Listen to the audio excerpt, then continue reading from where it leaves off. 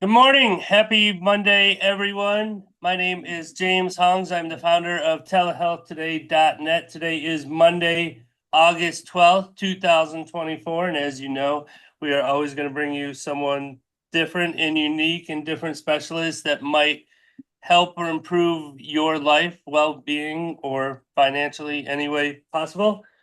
So today, our speaker is Miss Amdalat. Jinadu. She's a MedTech founder and a health and disability inclusion specialist, but also a child care coach. And she is going to be speaking today to young parents or soon want to be young parents, and getting you through the infant stage of baby and child. So without further ado, Amdalat, it's a pleasure to be here. Thank you for being here. The stage is yours. Hi, everybody. I'm Amdalat Jinadu. Welcome to today's session. It's about counselling for early stage parenting and baby feeding. As you mentioned, my name is Amdalat Jinadu. I'm delighted to discuss this topic today with you. It's a very crucial stage of any child's life. And as we all know, early parenting and baby feeding are fundamental aspects of a child's development. So through today's presentation, I hope to provide you with a clear understanding of these topics, share some practical advice, and address any questions or concerns you may have. Um, and our objectives for today are firstly, to understand the role of counselling in early stage parenting, to learn the basics of baby feeding, including breastfeeding and bottle feeding, and to discuss the common challenges and explore solutions.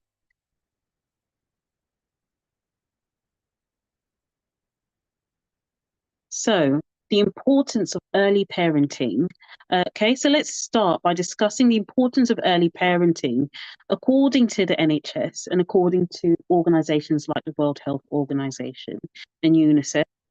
Early years are critical for a child's development.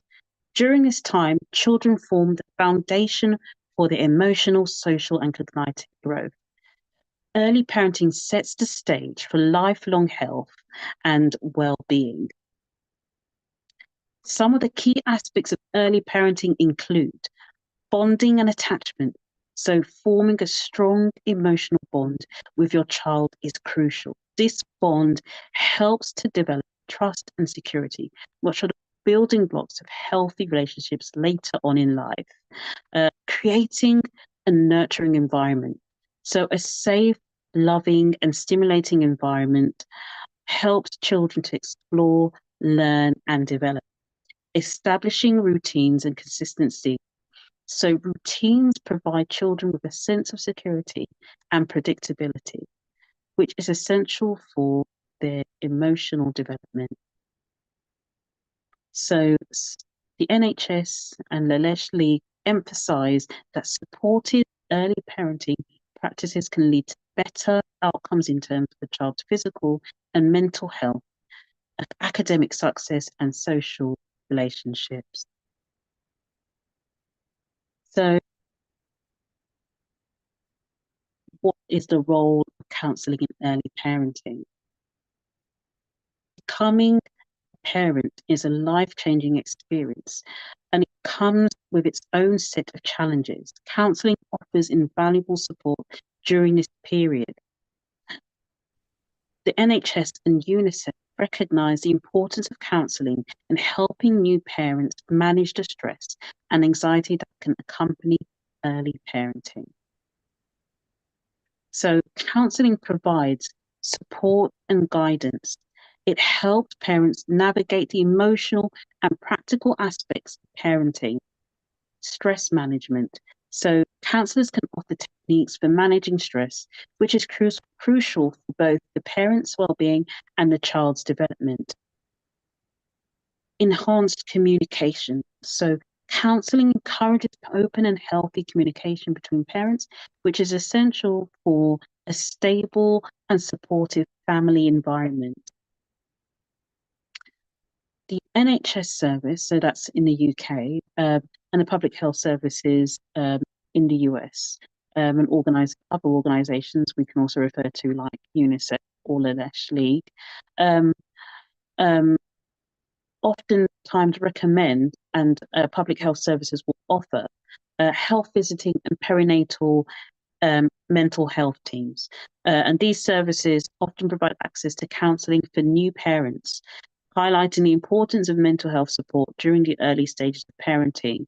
And if we also think about that early stage where your hormones go through an abrupt change, your body was accommodating a fetus, and then abruptly expelled the fetus. So in that short space of time, your hormonal behaviors will be adapting to such quick change and such an impactful experience, an experience which is impactful on the body's well-being and on the mind.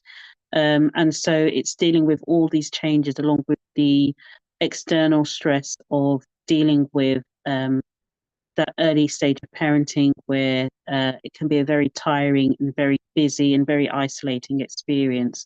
So in that stage, it's very important that we allow our bodies to transition, not only in the physical sense, but also mentally. We are accommodating the stress, we're accommodating the pain that we might be experiencing and all the other external and physical factors. And the mental stress that we're also helping to have that support, to have that resource, so that we're able to gradually adapt to this new situation of and blessing of having a new human being in your life and in your day-to-day experience.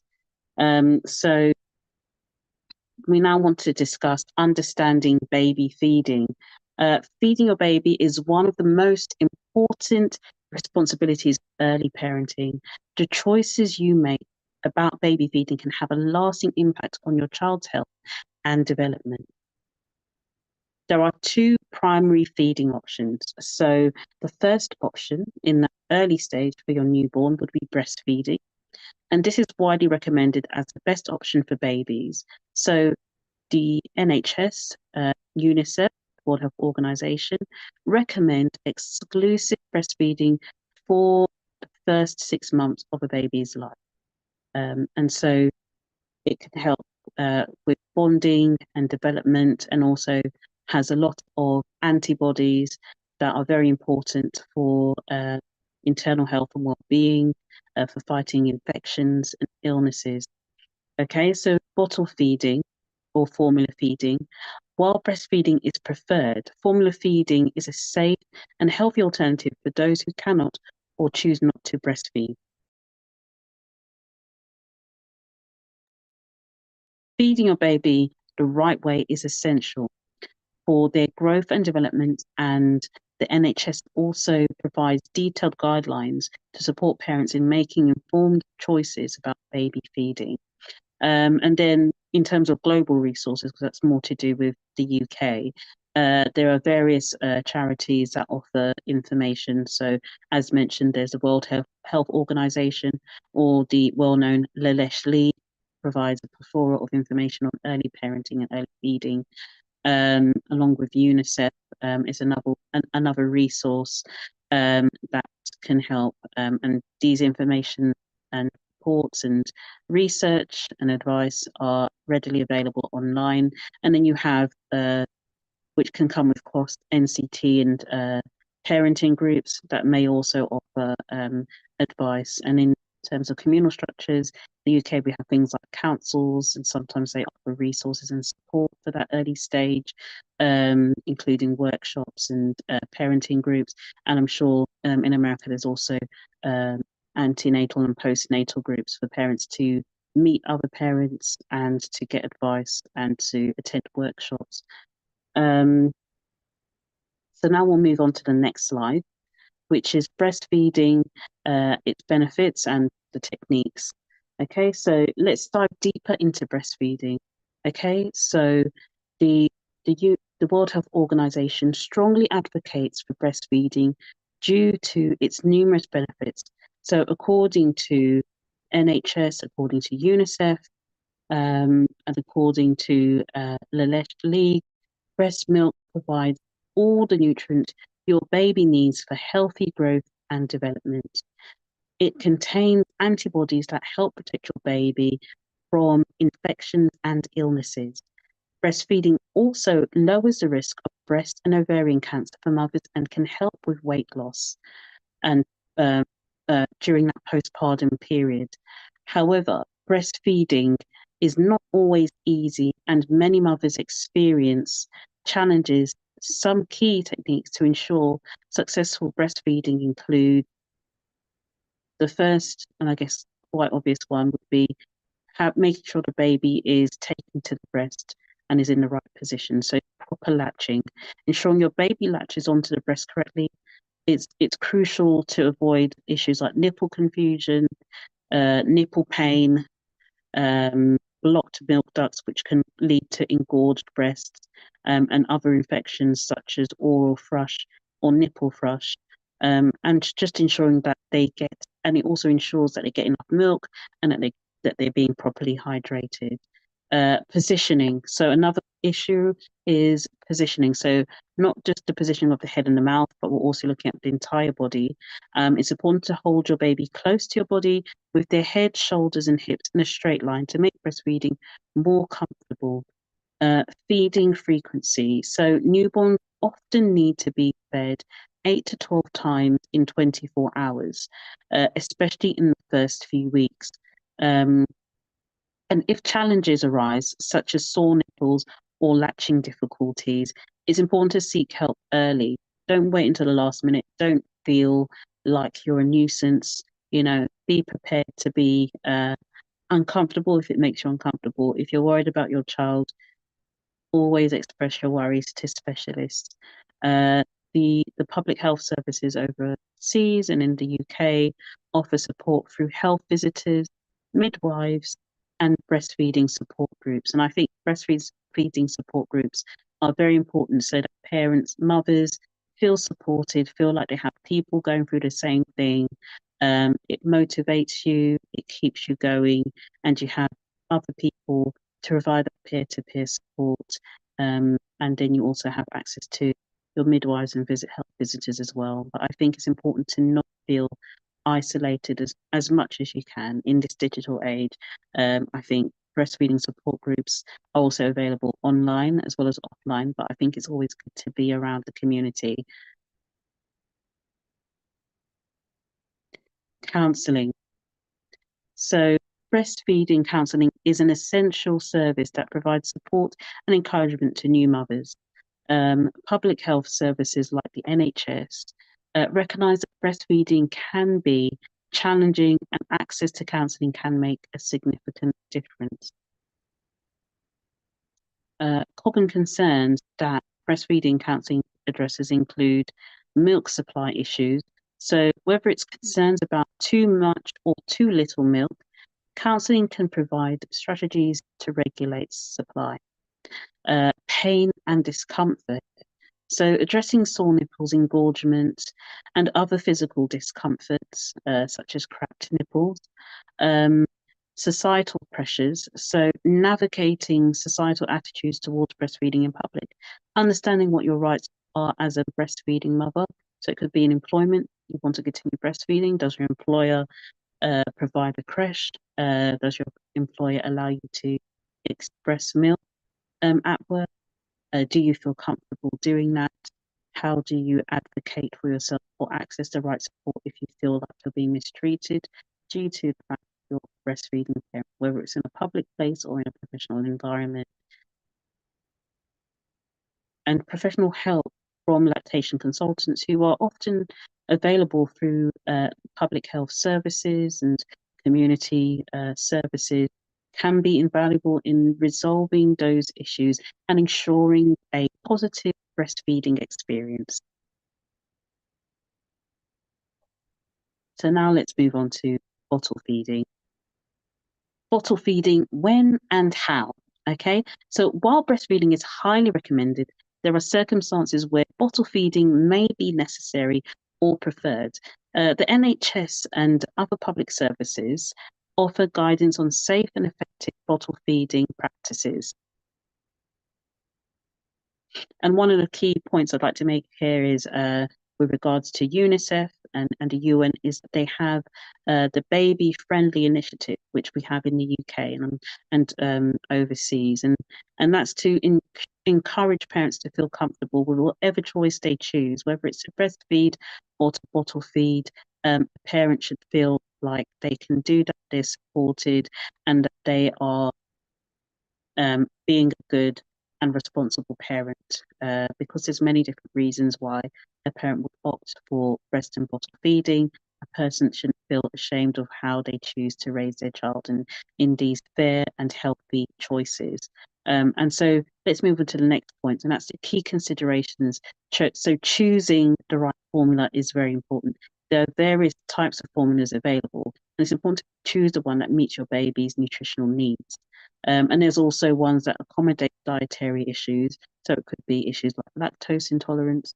It could be that you're on a vegan diet, and so there are some safe vegan options, but you must always discuss your dietary needs and options with a specialist to make sure that you're providing your child with all the nutrition that needs in that very, very important stage. And there are guidelines that are available online through public services, whether it's the NHS, whether it's a public health service in the US, or the Let's Lead be a good example, World Health Organization, or as mentioned before, UNICEF. There's there's a lot of information online ready available to give parents the right information on these important decisions. Okay, and preparation and safety. So always follow the instructions for preparing formula to avoid potential health risks. The NHS recommends sterilising bottles, feeding equipment until your baby is at least 12 months old.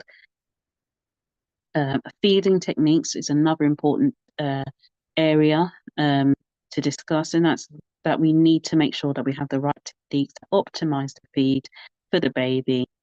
So holding your baby close during feeds, it's important to still bond.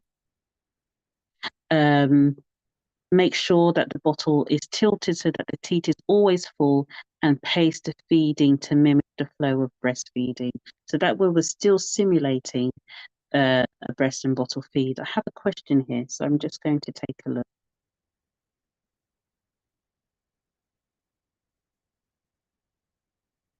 Okay, so in what population have I seen the greatest impediments to breastfeeding, and what does NHS offer to overcome such impediments? And are formulas in the UK expensive like they are in the US? So I'd say the formulas in the UK are very affordable. They're not very expensive. Most parents don't struggle to get formula milk. In terms of breastfeeding rates, then according to organisations like the World Health Organization, if we're talking about the Western world, then the UK, unfortunately, and the US, we actually have some of the lowest rates for breastfeeding after the first week. And that's due to various factors. I think one of the significant factors is feeling like you don't have the support to continue breastfeeding. So a lot of mothers don't feel like they have enough resources to support them. They oftentimes have to go back to work to maintain their household with their partner. And so it's not easy to maintain breastfeeding in that situation. So a lot of it boils down to just sometimes how fast paced it can be living in the city and raising a child. And I'll just move on to my last point before I move on to the next slide, and that is understanding these aspects of bottle feeding can help ensure your baby is well nourished and healthy. So following those simple guidelines will make sure that you are doing the best for your child whilst bottle feeding, and and mimicking as much as you can some of the benefits of breastfeeding. Okay, so now we're going to move on to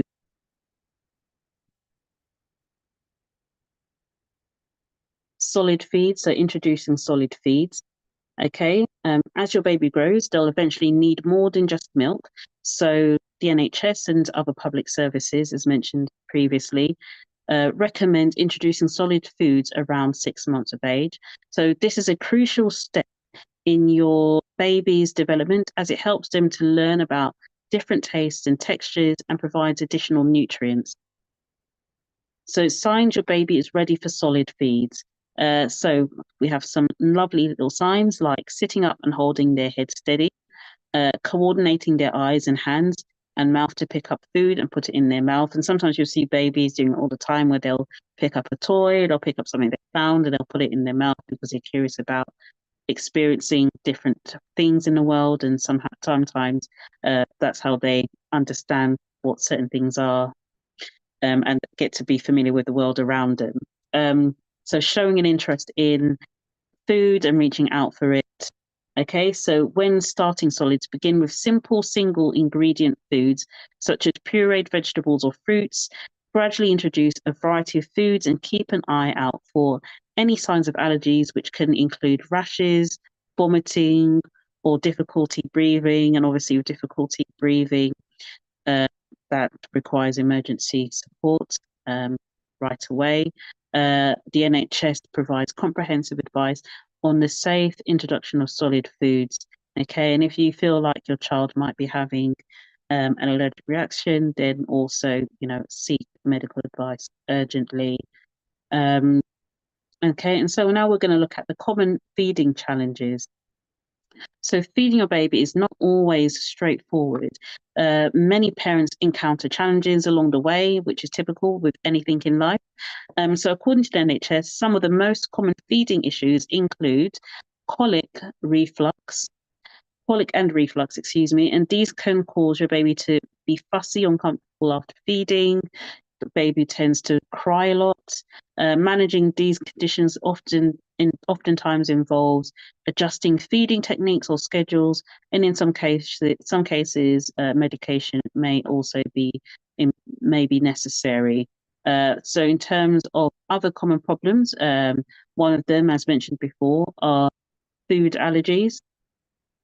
So some allergies that are quite common are allergies to cow's milk. So sometimes this might mean that the typical formula feed might have to be changed, and you might have to look for alternatives like goat's milk formula or even vegan options. You might find your child is allergic to eggs and nuts, and it's important to recognize those symptoms early.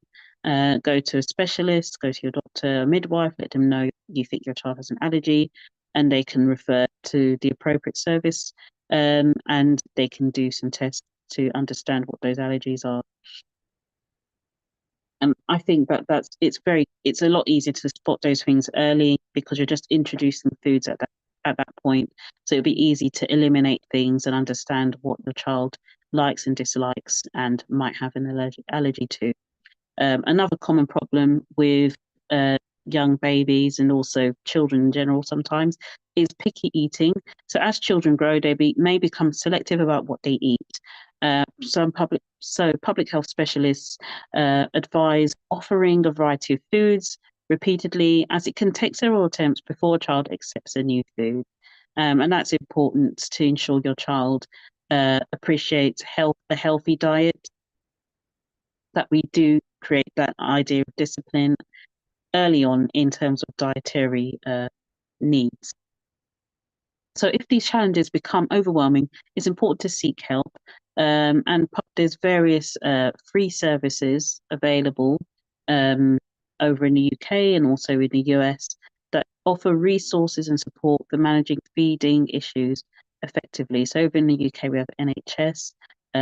Fortunately, I'm not familiar with all the public health services available in the US, but I'm sure that there's an abundant amount of resources also available to parents in that early stage.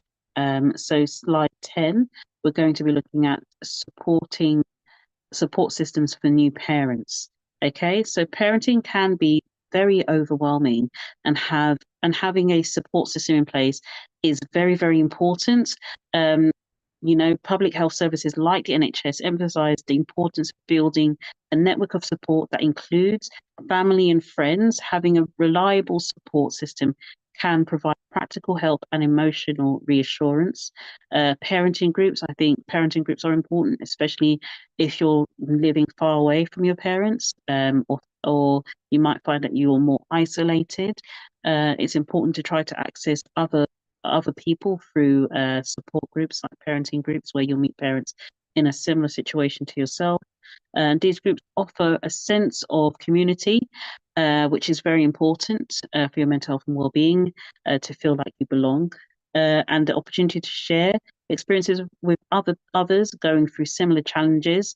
We also have healthcare providers. Healthcare providers are a very important resource. Health visitors, GPs, nurses, midwives, family doctors can offer guidance, answer questions, and refer you to specialist services if necessary. So public health services like the NHS also offer access to perinatal mental health services for parents who may be struggling with their mental health during this critical time.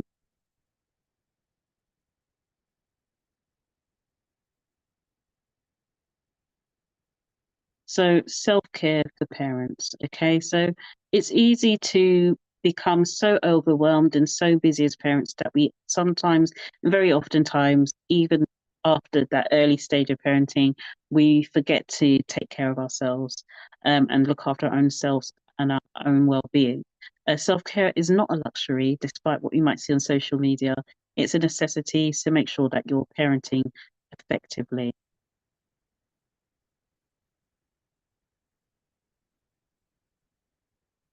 Um, Bear with me, I think I'm having a little tech problem.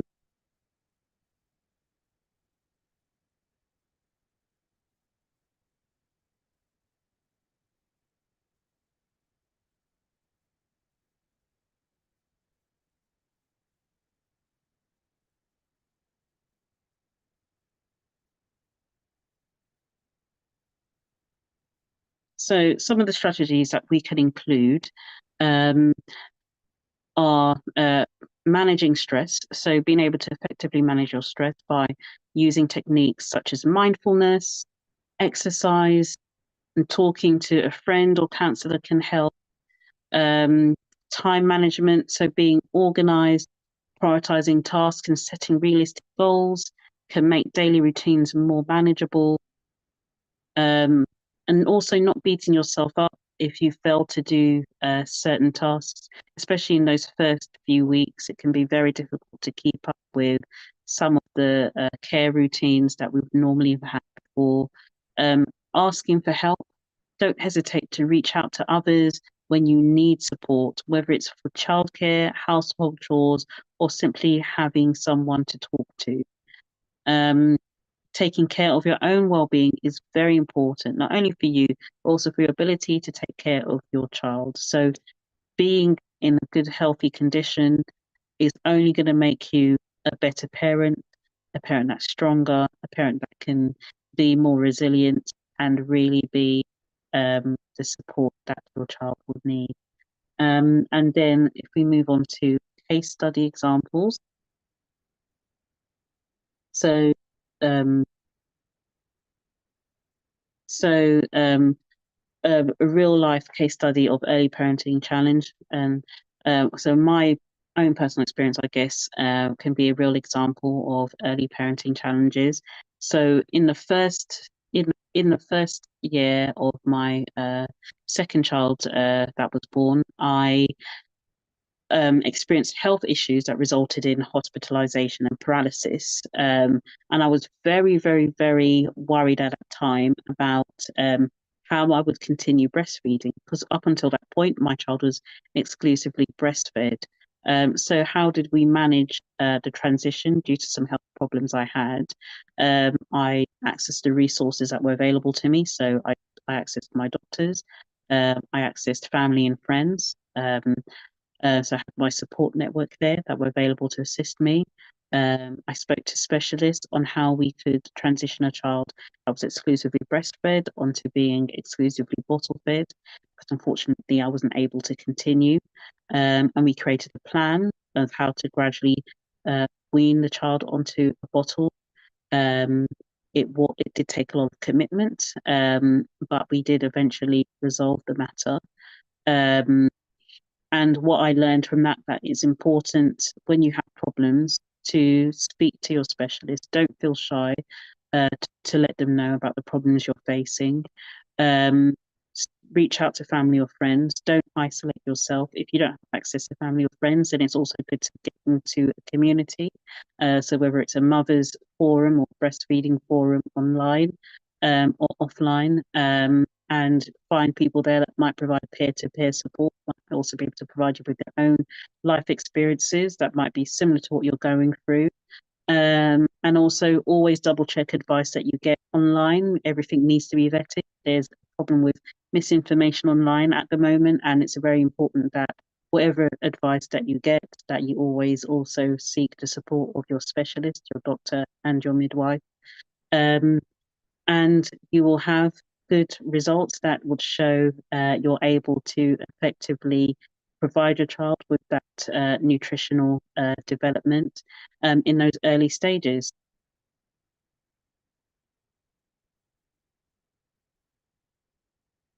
So now is the question and answer session. So if there's any questions, I'm ready and willing to answer.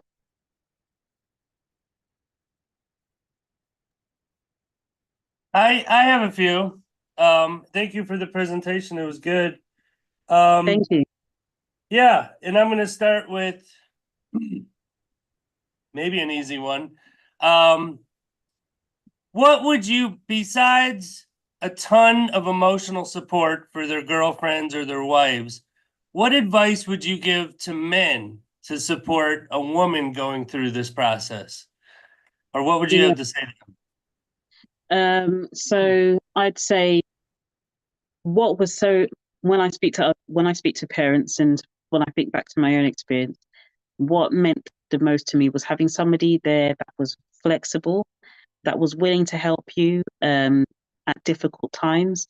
So somebody that can help you if your child is, for instance, crying, they need to be fed. You're able to continue breastfeeding because your partner doesn't mind if he might have to prepare or order the meal if he can't cook, for instance. Having somebody that's reliable to help you with certain things, just to make you feel that everything is not turning upside down in utter chaos, but somebody there that can be that reliable, constant force during that time where you are so focused on supporting the baby.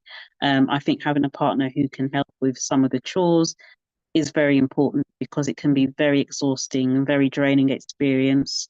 And I think that person will also need to be patient because that early stage of parenting can be very stressful for both the mother and the father, but the mother's also going through some hormonal changes, so her mood might be different from what it normally is.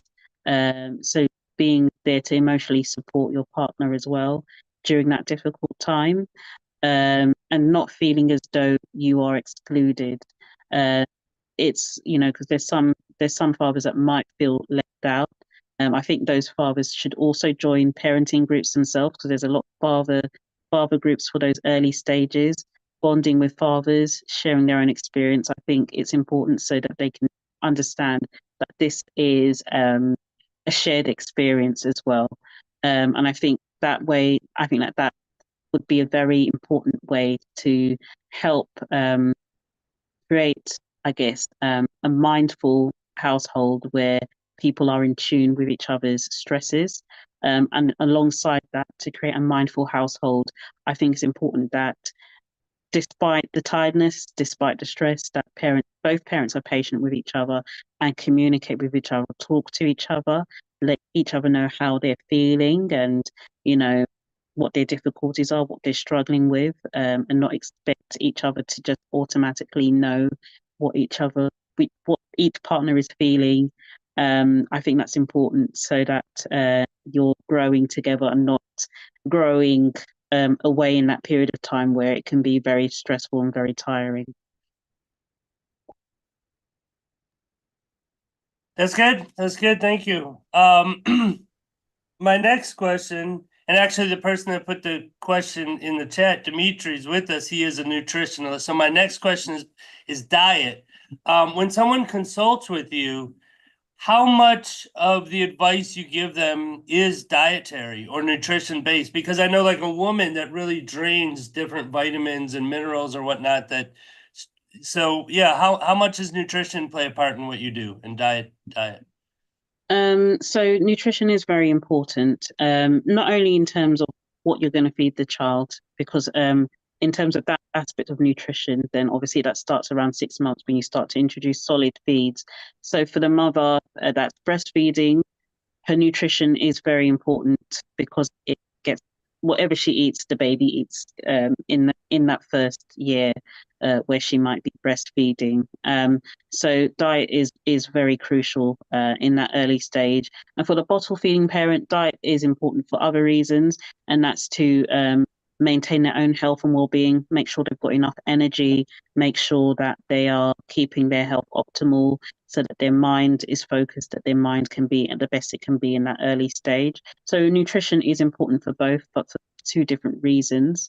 And I'd say that, yes, in that early stage, for breastfeeding parents, nutrition is, I'd say, like 80% of the advice in terms of breastfeeding and nutrition for the parent that's exclusively breastfeeding or combined breastfeeding. And then in terms of the parent that's bottle feeding, I would say that nutrition is important. Maybe not the same ratio, but in terms of making sure that you're in the optimal state so that you can effectively parent. And yeah, so that's kind of the ratio, I guess, or percentage in terms of breast and bottle feeding.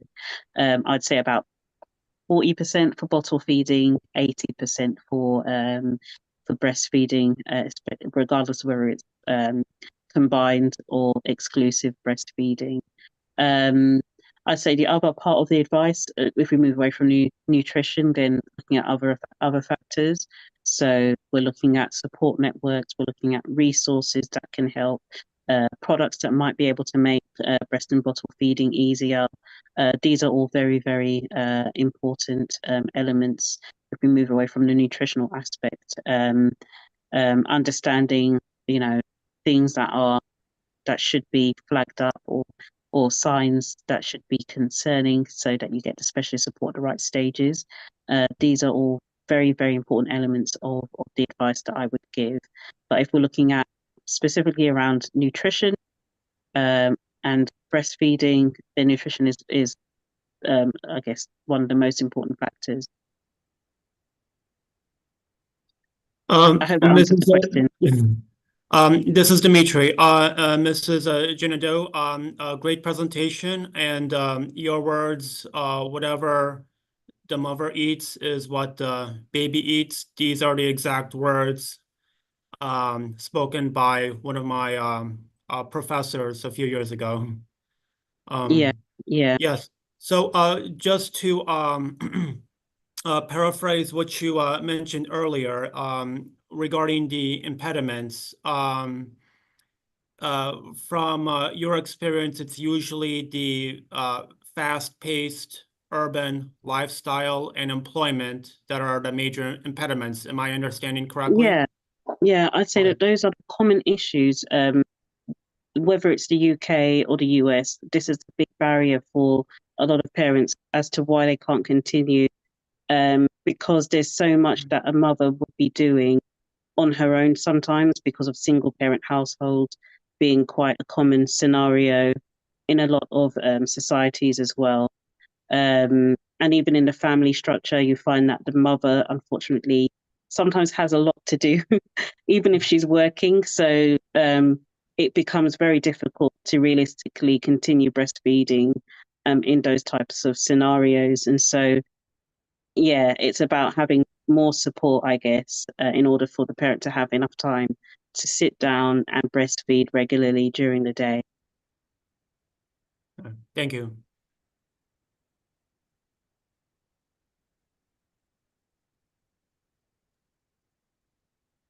Are there any more questions? Yeah, I will give you one more. But yeah, thank you. I figured that my last question might have touched on Dimitri as he is a registered dietitian. But yeah, so my last question is, or last two actually. Number one, when does a young parent or soon to be parent or planning to be parent know that it's time to call you? And number two, Should everybody call you or someone like you that's going to go through this just so they're not alone, or are there some people that can handle it themselves? But do you recommend that everybody goes through yourself or someone like you? I would recommend that people go through somebody like myself, um, or myself directly, um, um, as you know, because we're not here for a particular stage. We're here to provide that support. So a parent who's new, a new parent who doesn't have experience of early stage parenting, I would recommend contacting somebody like myself, attending workshops, events where they can access other mothers and other parents in the early stage so that they have access to a community to support them, one-to-one sessions that might be available for free. Sometimes people want another service. They might have access to public health, but they might feel that they experience certain disadvantages. So if you feel that way, then that's when I would recommend. That's somebody that I would definitely recommend to approach somebody like myself or an organization that also offers the services we offer, where we offer workshops, one-to-one sessions, and sometimes advocacy support for parents who feel like they're not being treated fairly. I think that it's very important to make sure that in that early stage that you are that you feel like you have all the resources you need, that you have that peace of mind, because that is a really important part of effective parenting. It's feeling like you have peace of mind and that you have all the basic necessities you need. It's very good. Thank you.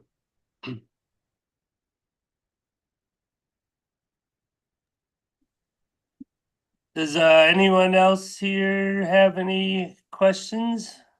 Yeah, maybe I can add a question, which is based on my background and also on your background. So you're not only doing counseling, you're also a medtech founder because you believe that also technology can support to some extent. And this would be my question. So how can technology support? Also, we are on telehealth today, so also teleconsulting is a means of technology.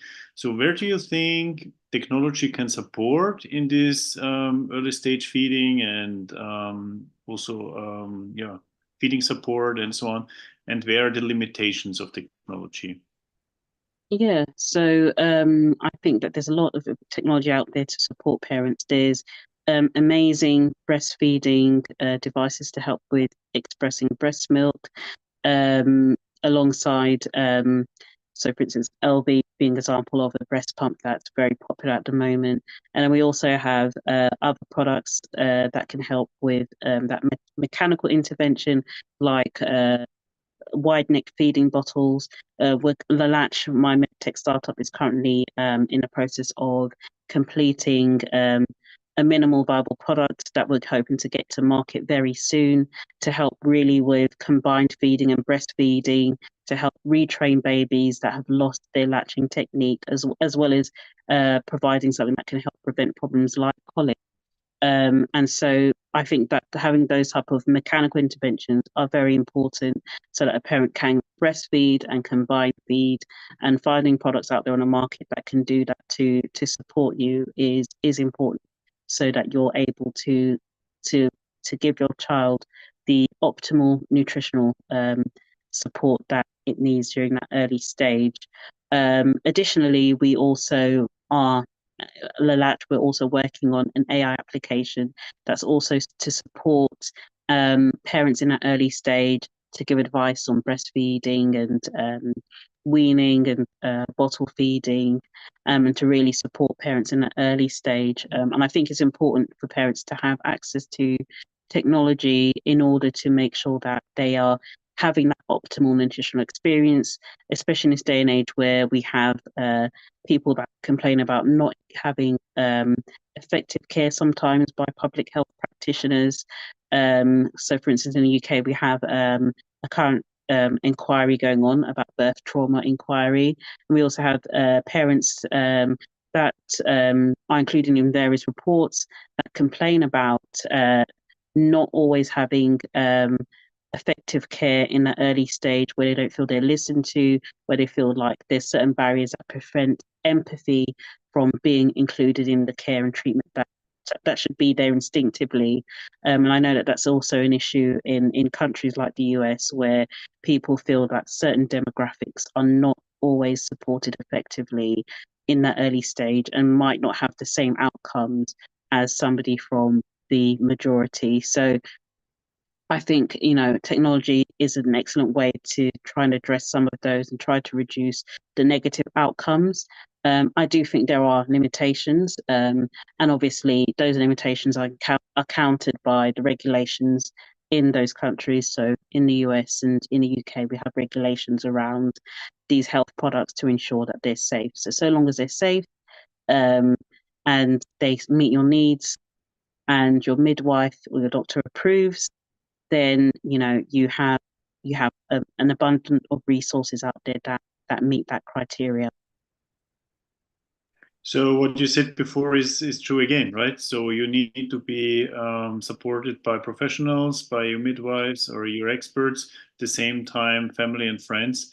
Then you can use technology. Technology without support doesn't help, but technology with support and in the right network and in the right environment helps. So if you have an issue or if you have a question and you stumble over a technology in the internet or wherever, you should ask your expert or your family and friends and ask them to help you, right?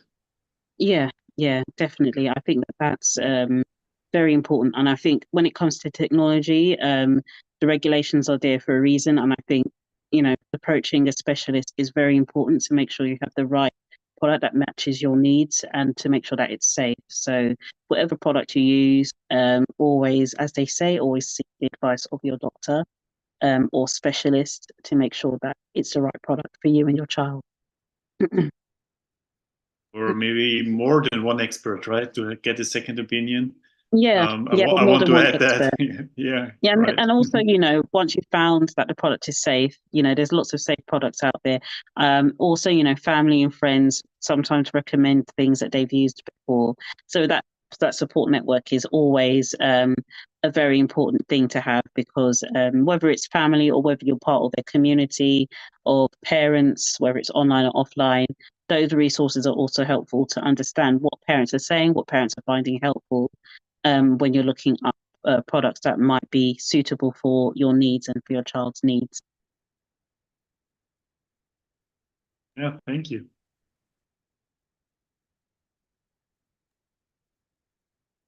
Yeah, thank you. This was good. I feel like if there was a pregnant first-time mother out there, she would watch this video and there'd be at least something. She said, wow, I didn't think about that, or wow, I should really consider that because that's going to help my future. So definitely thank you for this presentation, and thanking you for doing what you do, because a new life is not to be taken lightly, and you're helping people through that, and it's a good thing you're doing. So thank you. Thank you very much. Yeah, any last words before we close? I think I've said everything. I can't think of anything actually. It was a pleasure to be here and to be able to talk. And we'd love to connect with parents that are on this forum or on this platform. And just really be able to help and support means a lot to me. To be able to help parents to progress smoothly. And I look forward to providing more presentations and providing more support. That's awesome. Thank you. And thank you all for watching, whether live or on the replay. And as always, you can book with Miss Amdalat on telehealthtoday.net.